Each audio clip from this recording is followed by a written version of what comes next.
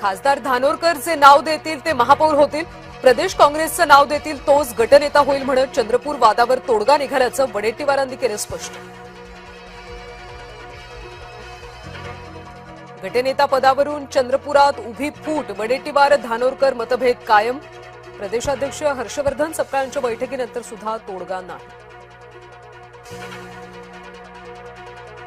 सोलापूरच्या बार्शीमध्ये ठाकरे गट आणि शिवसेना एकत्र, राष्ट्रवादी आणि शरद पवार गटाचा देखील पाठिंबा, भाजप विरोधात दोन्ही सेनेची वज्रमूठ।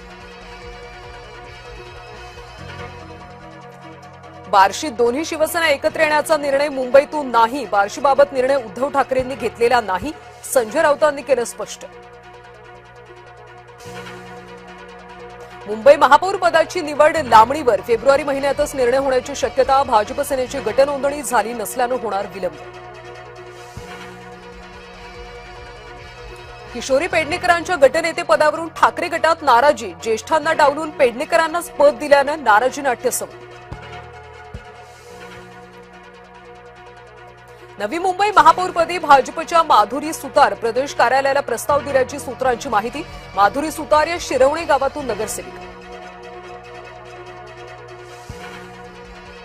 रुपाली ठोंबरे पाटील यांच्यावर गुन्हा दाखल, सरकारी कामात अडथळा आणल्याप्रकरणी कारवाई।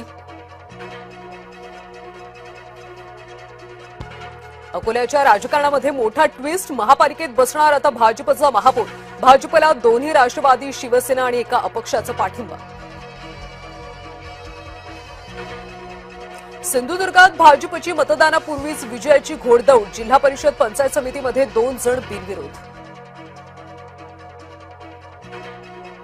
अहिल्यानगरमध्ये महापौर उपमहापौर निवडीला वेग, विभागीय आयुक्तांकडे महापौर उपमहापौर निवडीचा प्रस्ताव, 30 किंवा 31 जानेवारीला निवड होण्याची शक्यता।